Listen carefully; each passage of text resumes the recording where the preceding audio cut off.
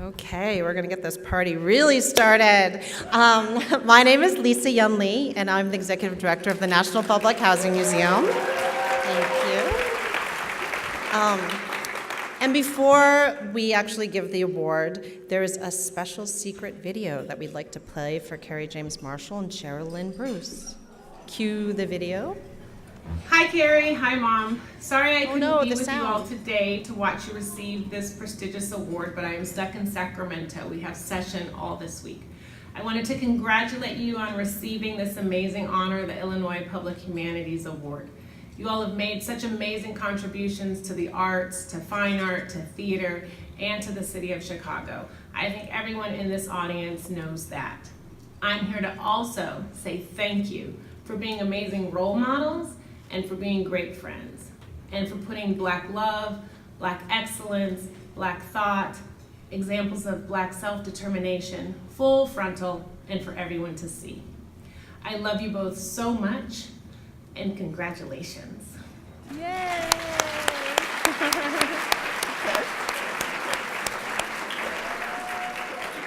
That's so sweet. It is really my great honor to present Kerry James Marshall and Cheryl Lynn Bruce the Public Humanities Award. Cheryl, you are magnificent and enthralling. You bring to life as an actor and director characters on stage who are tough and smart, real and surreal, aching and funny, both in the tradition and startlingly original. They reflect the expansiveness of your grace and humanity. Cheryl, in your commitment to working with youth, you fiercely insist that they are the narrators of their own stories. With power and authority, whether it is in a Chicago storefront or on the most prestigious theaters in the world, you are a voice for change, you help to unleash our radical imaginations, and you work to ensure that theater is diverse, equitable, and accessible. Kerry, your paintings have changed how we see.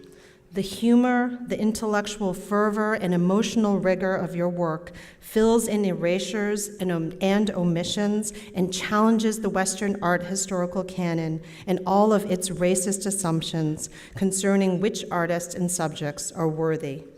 With a mixture of slapstick humor, ferocious satire, tragedy, and a glimmer of utopia, your work reminds us that the color line is not merely a barrier, but a jump rope, a sign, a noose, and a tether that binds this country together. You have challenged where we encounter great art, as well as expanded our understanding of its power and very purpose. And you have been a fierce and principled voice, standing up to all that which is morally messy. Pablo Neruda has said that artists are the ones who draw from the well of human experience so that we can quench our thirst for understanding. Cheryl and Kerry, you make us very thirsty for more.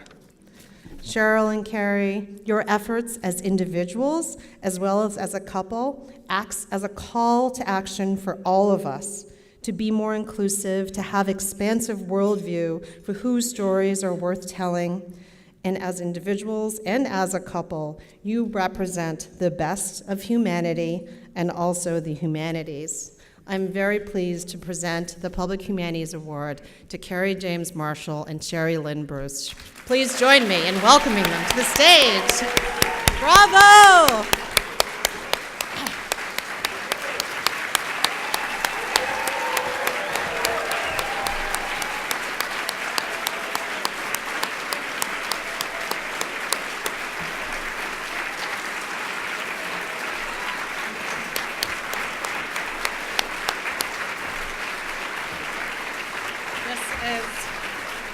Cheryl Lynn Bruce. Kerry James. Are you going to be in the middle?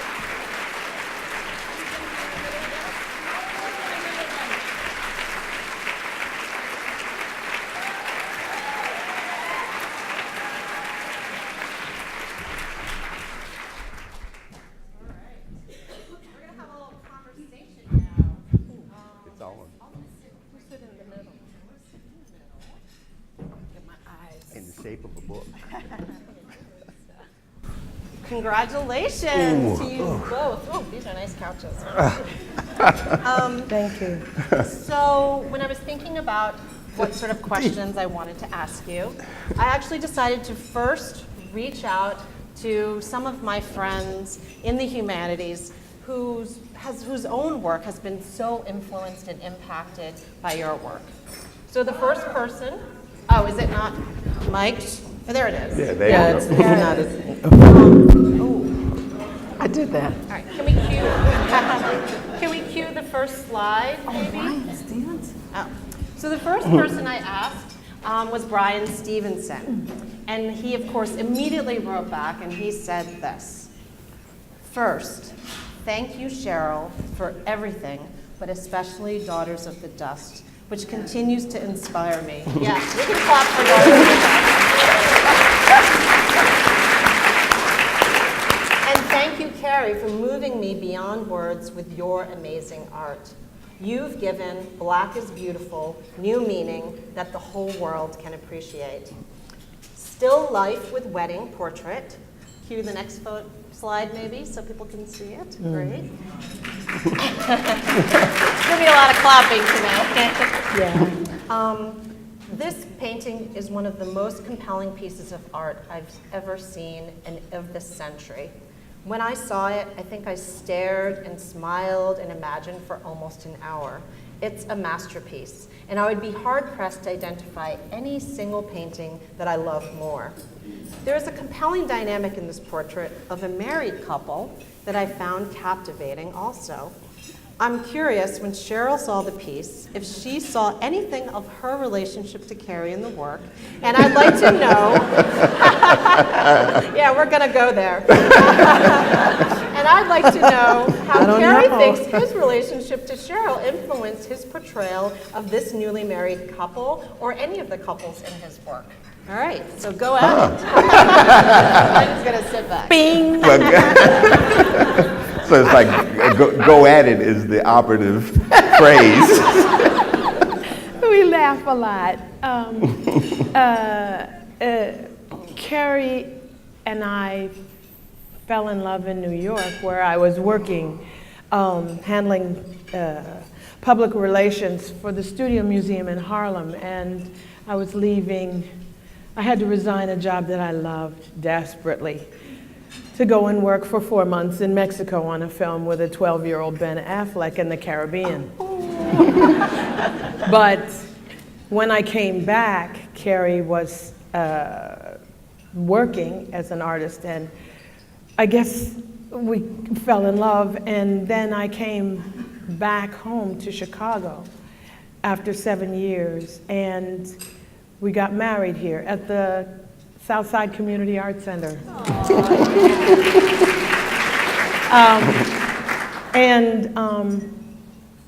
It's just a very difficult road in the theater. It's serial unemployment in good times, and that's in good times. And Kerry consistently has been the support that I never had to ask for. His success actually has made my career possible, because the work that he makes is so compelling. The world has been touched, and that's a profound thing. I'm in awe of it, but I also am in awe of the kind of energy and intelligence and brilliance that I have behind my back. So when I saw that picture of those newlyweds, I just thought of what a profound thing it is to trust someone and to love someone and to make someone's life full every single day. Not that we don't cross wires and stuff like that, because we do. But it's such a beautiful place to be. I didn't know Daughters of the Dust was going to blow up like that. I mean, we were just thrilled to do it. And Kerry was production designer on that film. So it was the first of a few collaborations that made my life so full. So that's what I think of. She's a warrior, but he's behind her. Yeah. What about you, Kerry? Well, I mean, if you take in the scope of Harriet Tubman's identity, I mean, it's clear from everything we've read and know about her that she was a formidable personality, formidable character. And if you were going to get tied up in any way with somebody with the kind of dynamism that she had, with the kind of determination she had, that you had to be bringing something too. You had to bring something. I mean, Cheryl, I mean, when we first met, I mean, of course, I was new to New York at the time. I mean, I had no designs on anybody or anything when I got there. I just wanted to take care of my business. And Me too. Me too. But from the start, though, I recognized that she was an exceptional kind of a being. I mean, there was a kind of energy that emanated from her that was really captivating. And I was drawn to it, partly as a challenge. I see that. Because so Cheryl had this way of, it's like almost, playfully at first. I don't know where this but is everything. going. I don't know where this is going. There are attorneys in the room. I know there's attorneys in the room. So it's like, but every encounter was almost like a sparring match. It still is. It is. And I think, thinking about that relationship between Harriet Tubman and John Tubman, the difference between me and John was John tried to force Harriet to let off of all of her activism and stay home and be a homemaker. That's what he wanted. He said if she didn't stop with all that activity, that he was going to turn her in. Oh, wow. So that marriage really wasn't going to last long. So in contrast,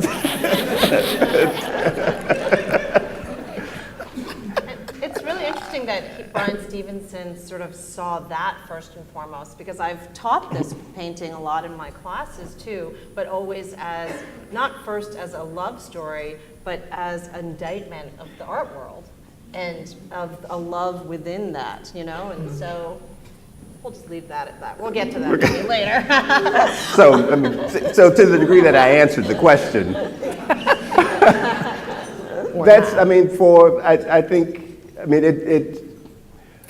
what I wanted to do was to make a picture that did multiple things, one of which, and I thought the first and primary function of the picture was to give back to Harriet Tubman her femininity, which history, I think, completely erases because we want to make her into this exclusively a fighter and the general.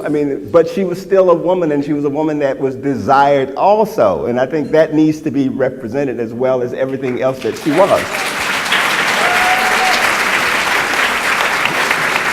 And I think, so in Kim Fox's remarks, she talked about whole human beings. And I think a part of for people who are engaged in any kind of activity that's around representation, the ideal in representation is to always present people as if they are whole human beings, with all of the complexities that go with what that means. And I think that was one of the things I was trying to do with the painting. But I could only sort of understand what that really means by being invested in a relationship with somebody else who is also another whole human being. who is equally as energetic, equally as skilled at her craft, equally as devoted to humanity and people. The only way you can do that is if you know it firsthand. The only way you can represent it is if you know it firsthand. And so that was the thing I think that made it possible for me to be able to make a picture like that. That's beautiful. One down. All right, the next question is just for Kerry, and it's from our friend Nell Painter. And Nell says, this is a question for Kerry James Marshall, a painter whose work I admire greatly, whose skill and engagement with art history inspired me. Thank you for your astounding range of art. If you were to write your autobiography, would you begin with your art, its formal qualities, your process, your engagement with art history, or with the historical, political, and social context in which you work? And Nell just wrote her own autobiography, Old in Art School, so. Yeah. How would I start? But I honestly, I think I would start with a sense of curiosity about the world. Because I think as much as I've been invested in making pictures, a part of what really drives my interest is how things work. And so I always started out I asked a question, and when I was teaching, I taught at UIC for a time, and one of the questions I always asked, and I think it's really important, is that, the first question is, why is the world the way it is, and who said it was supposed to be this way? Yeah. And if you start with that propels you through so many things in your life. And so I think that's, if I wanted to do an autobiography, I would want to emphasize that kind of inquiry into the way things are. And then try and see how through the work that you do, you can project this sort of agency where it's like everybody has as much capacity to shape the way the world is as anybody else, and you should always know that from the start.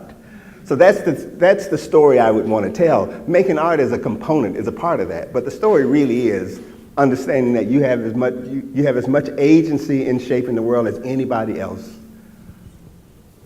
in the world can, any other human being.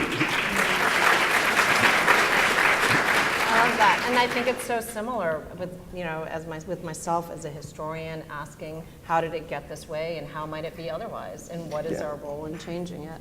All right, the next question is for Cheryl, and it's from the lovely Che Yu, who I think is in the house, here. right? I saw him. Yeah. There he is. Over there. Mr. Naughty. Mr. Naughty. Mr. Naughty, what you said? And yes. All right, I won't say more. From Che.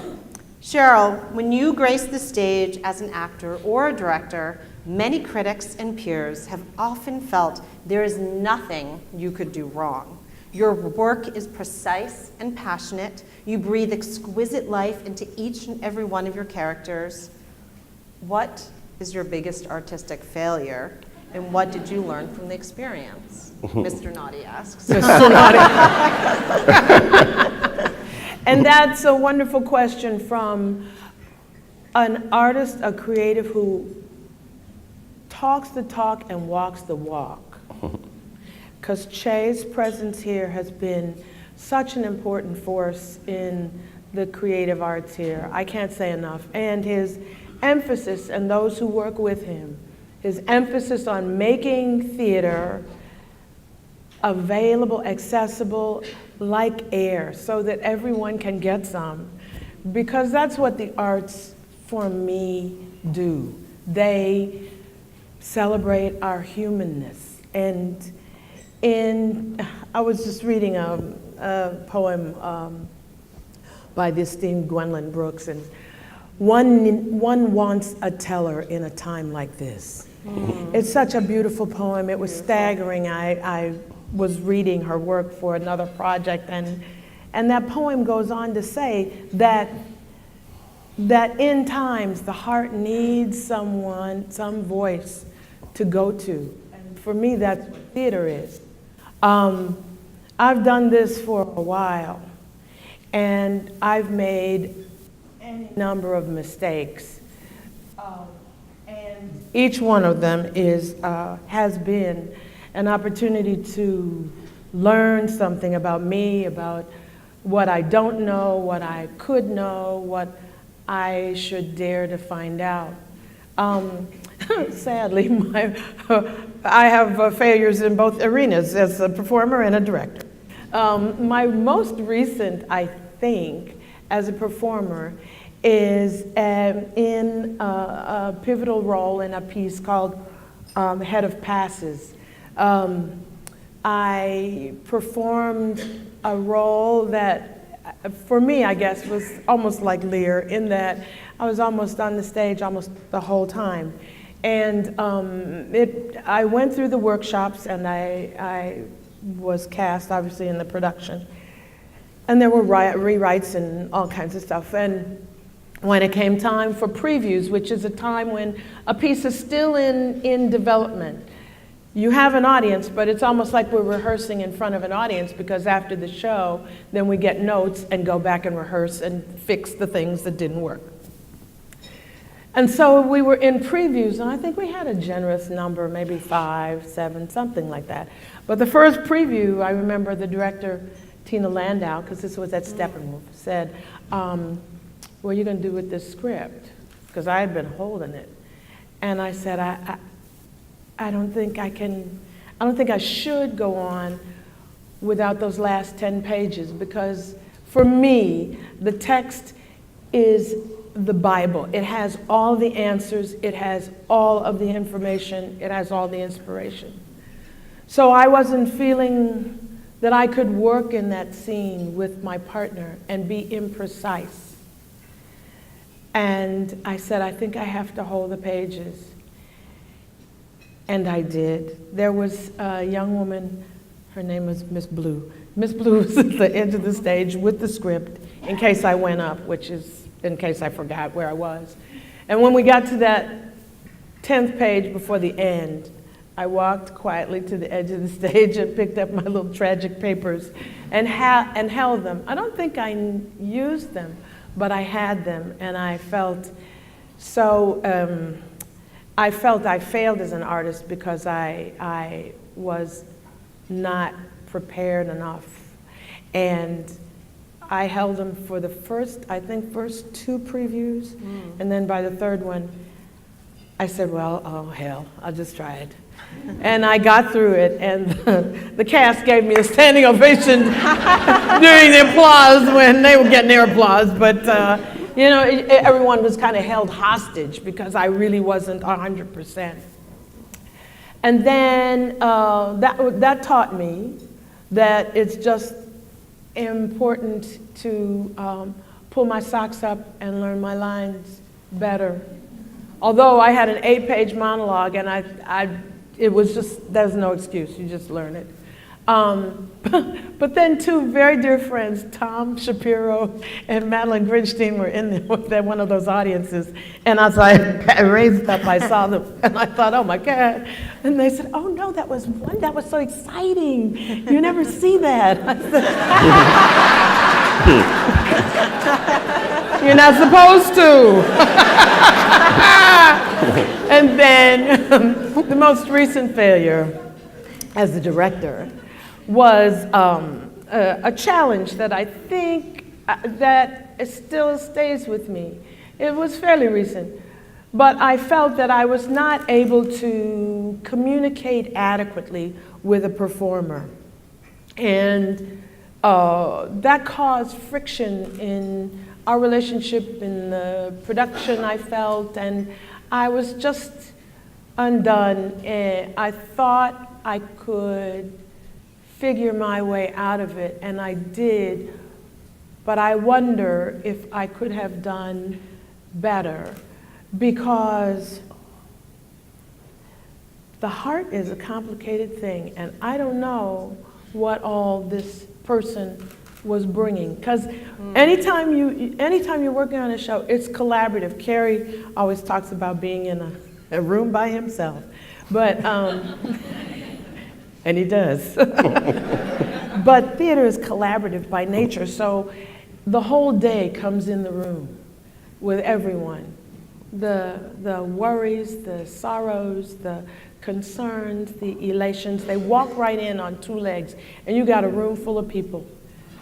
Designers, actors, other creatives, administrators, and everybody's got to be in concert. And the director is, I guess, at the top of the food chain in terms of a production. But people depend on the director. And I think I could have been stronger and more, maybe more inventive. Because when people are hurting, they can't always say it. And I think that actor might have been hurting or in some kind of space. And I was focusing on getting that show up without a whole lot of wrinkles. And I had enough wrinkles, I thought. So Thanks I for could have been sharing. better. Yeah.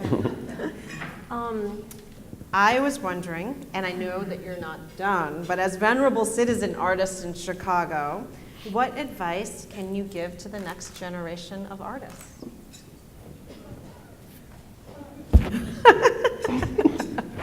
I just think it's important to do. You learn by doing. And most people are dreamers. I think everybody's a dreamer. And so doing those dreams is, I think, the most fulfilling thing we can do while we're here. I just lost a very good friend. Actually, in the last 2 months, there have been a number of deaths. And my mother died last year around this time. And it just, and Kerry and I were talking about it just the other day. We don't have much time. In fact, we don't even know how much time we have. So it's best to get about the business of dreaming and doing. And at this point in my life, I have more years behind me than I have in front of me. And so I get invigorated by young people, by old people, by, I have to say it, by dreamers, by people who have ideas and are working on them. And that's when inspiration can happen, when you're working. It can't happen unless you are working. So just that would be what I'd say, and encourage other people to dream. And if you can help them realize their dream, then everybody's the richer. Do you have anything, Ed? Yeah, I mean, just as a follow-on to what Cheryl was saying. I mean, in the end, I think everybody has to realize or recognize that there's no excuse for not knowing what you want to know.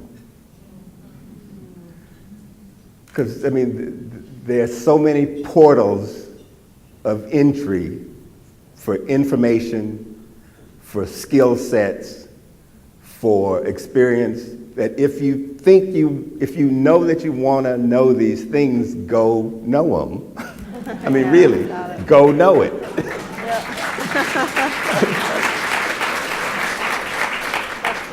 And the reality, and it's like, I mean, oftentimes the barriers to entry are more imagined than they are real. So you keep showing up until somebody tries to stop you, because if you do arrive, it's not likely that they will. I think that's a reality that I think a lot of people misunderstand, that if you show up, you can't be denied. And if you organize, we can't be denied. Absolutely, absolutely. Our time is sort of short, so just one quick last question for both of you. What are you working on? I know you have a show up. What are you working on now? Like, can we get a little sneak preview, or tell us where can we see you and things like that? Well, La Habana Madrid just Yes, opened it at the did. Den last week. A beautiful piece lovingly crafted by Sandra Delgado. It's a collaboration between Collaboration and Teatro Vista. And you're a director. I'm the director. Yes. And we started in 2007 at Steppenwolf. Then Goodman graciously welcomed us there after Stacy Keach's production was canceled. And now we're at the Den in a new production that's just, it's ecstatically beautiful, and you must come see it with somebody that you care about. Yes. And Kerry, what are you working on? Well, of course, I am always working. I mean, there are things coming up on the horizon that for the present need to be fairly secret, but will be known of soon enough.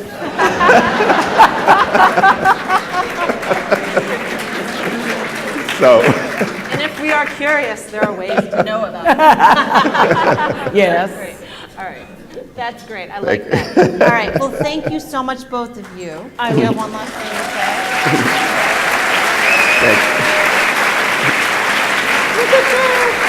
Thank you.